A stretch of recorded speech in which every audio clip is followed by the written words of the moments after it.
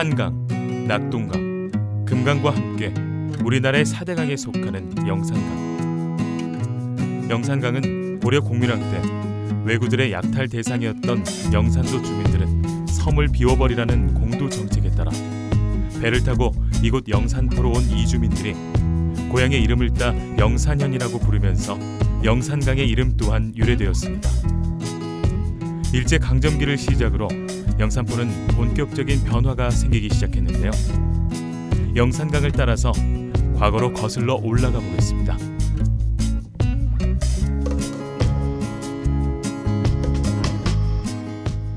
오늘 여러분들이 와 계신 데는 이 옆에 영산강이 있죠.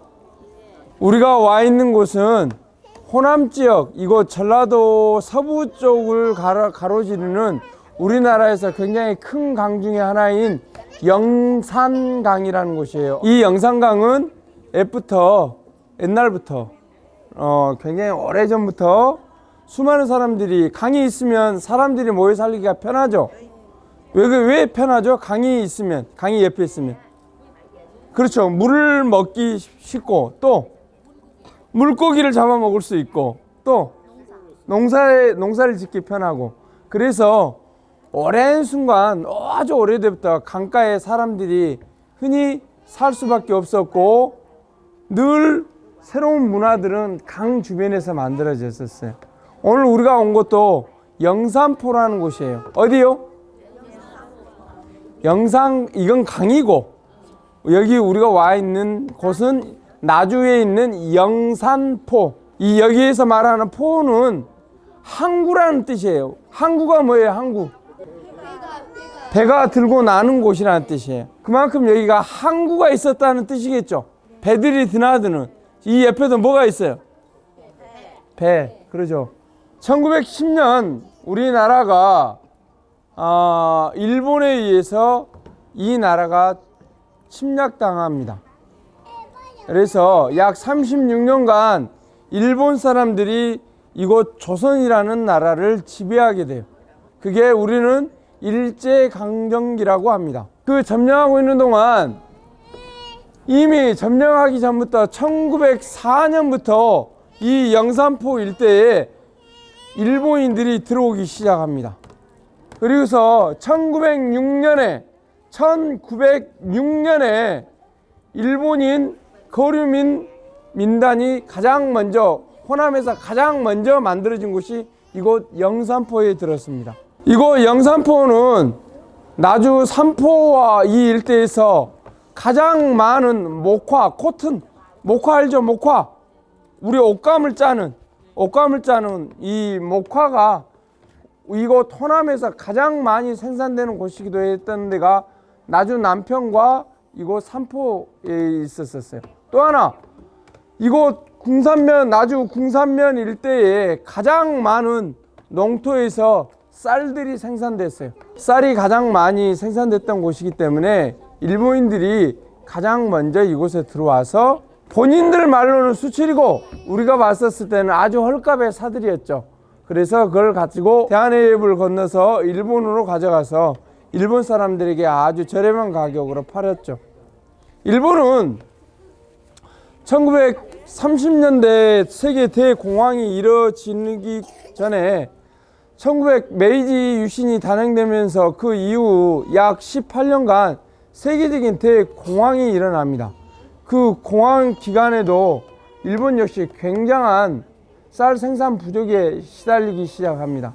그래서 우리나라에서 이 쌀이 꼭 필요했었어요. 이 영산포는 유명한 곳이 홍어라는 게 있어요. 홍어. 그게 예전에 여기서 약 240km 정도 떨어져 있는 흑산도라는 바다 앞에 있는 작은 섬이 영산도라는 섬이 있었어요. 그 섬에 있던 사람들이 고려시대 말에 우리나라가 왜구가 침범을 하도 많이 하니까 섬을 전부 다 비워버리라는 거예요. 사람이 살지 못하게 한 거예요. 그러고 나서 그 사람들을 강제로 이주시킨 곳이 바로 이곳 영산포였어요. 왜 그랬냐면 이곳은 사람이 살지 않았던 곳이었어요. 왜냐하면 강이 한 번씩 범람해요. 큰 여름이면. 그래서 사람이 못 사는 척박한 동네였는데 이곳에 사람들을 약 160명 정도를 강제 이주시켰다는 기록이 남아 있어요. 그러고 나서 그 사람들이 잡았던 물고기가 홍어라는 게 있었어요. 홍어. 그 홍어를 잡아다가 100kg 가지고 오면 홍어가 어떻게 돼요? 좋게 말하면 부패한 거고 쉽게 말하면 나쁘게 말하면 썩은 거죠. 그죠? 그런데 이 맛이 독특한 맛이 나는 거예요. 그래서 오늘날 우리가 먹은 이 홍어의 시작이 바로 이곳이라는 거예요. 그 음식이 지금으로부터 약 1000년 전에 우리에게 1000년 전부터 먹기 시작했어요. 이건 뭐냐면 등대예요. 등대. 영산포 등대라고 했었어요. 왜 그러냐면 배들이 밤에도 오고 가려면 이 백기를 비춰주는 등대가 필요했었어요. 근데 정확히 말하면 등대의 기능보다는 이 영산포는 이쪽에 가까운 목포 바다가 가깝기 때문에 물이 한 번쯤 빠지고 나가고 이게 굉장히 심했었어요. 그러면 밀물 때는 물의 높이가 어떻게 되겠어요? 굉장히 올라가겠죠. 썰물이 되면 물이 이렇게 낮아지겠죠. 그러면 낮아버리면 배가 이렇게 올라왔다가 썰물대 가면 어떻게 되는 거예요? 배가 못 가버리는 거예요. 그래서 정확하게 말하면 물의 높이를 늘 측정하기 위한 수표였어요. 수표. 엄밀하게 따지면 두 가지 기능이 한꺼번에 있었어요. 이게 세워진 게 1915년이에요. 그러면 지금부터 약 100년 전의 일이에요. 100년 전에 이게 만들어졌어요. 누구에 의해서? 일본 사람들에 의해서. 이 사람들이 이게 필요했던 이유는 나주 이 일대에서 생산한 쌀을 밤이고 낮이고 잘 실어 나가기 위해서 세워놓은 거예요.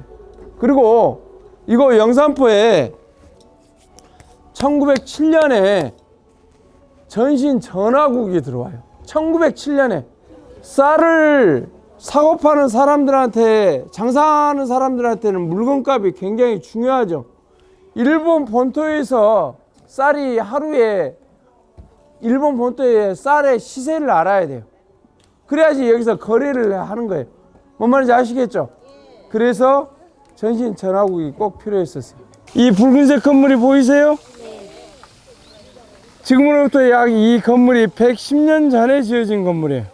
지금도 목포에 가면 동양척식 주식회사라는 회사가 남아있어요. 그 회사 건물이 남아있어요. 일본은 1910년 우리나라를 점령하기 전부터 이 일대의 토지들을 사들이기 시작합니다. 일본인 지주들을 위해서 땅들을 싸게 매입하고 거기서 나온 쌀들을 사들이던 이런 회사가 바로 동양척식 주식회사예요. 척자가 땅을 개간하겠다는 거예요. 버려진 오래된 땅, 황무지 같은 것들을 개간해서 농토로 만들고 식량을 늘려서 생산을 증식하겠다는 이 두 가지의 목적을 회사 이름에 담고 있어요. 100여 년이 넘는 전에 한국에 벽돌로 지어진 집이 거의 별로 없어요. 그 당시에. 그런데 이렇게 튼튼한 벽돌로 건물을 지었을 만큼 중요한 문서들이 많이 남아 있었다는 거겠죠. 그 문서들이 대부분 보면 땅과 관련된 것들이었을 거예요. 그런 문서들을 보관하기 위한 문서고 건물이 바로 이 건물이에요.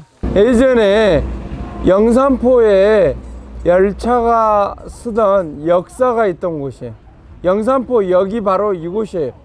1994년에 이곳에 있던 역이 나주역으로 통합됐어요. 그래서 역사가 지금은 더 이상 철길이 다니지 않는데, 열차가 다니지 않는데, 한때 이곳에 하루 열차가 48번의 열차가 오고 가던 곳이었어요. 1914년에 일제는 호남선이라는 열차를 만듭니다. 일본 분들이 조선 사람들의 교통 편의를 위해서 이것을 놨을까요? 그렇지 않아요.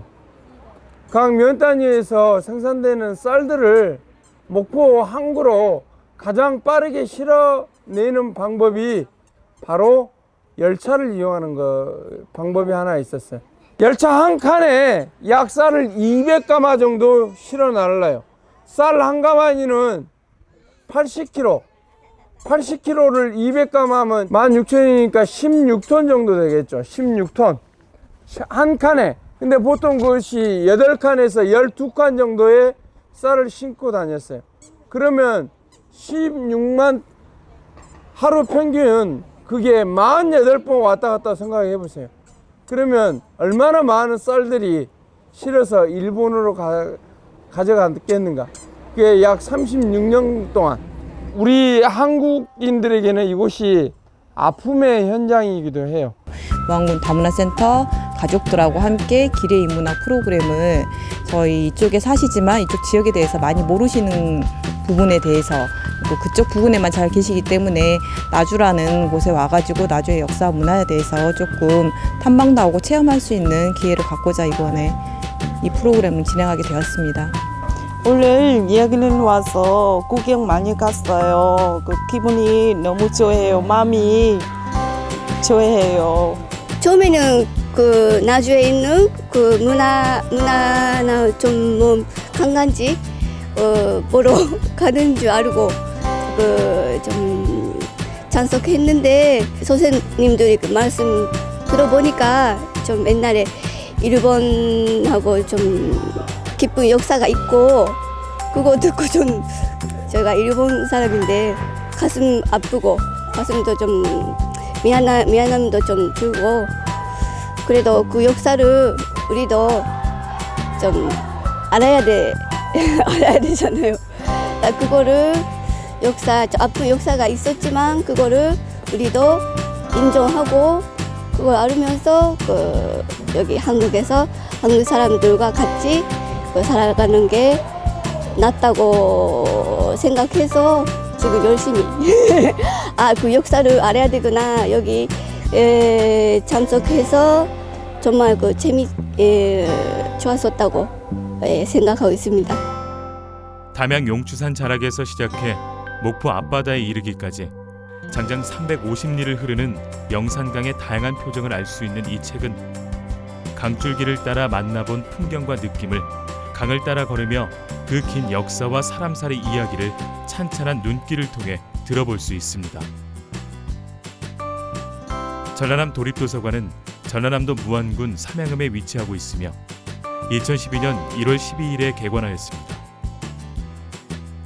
책을 읽자, 전남의 미래를 열자라는 구호를 내걸고 도민의 지식과 감성을 키워나가는 책 읽기 운동을 다양하게 전개해 나가고 있습니다.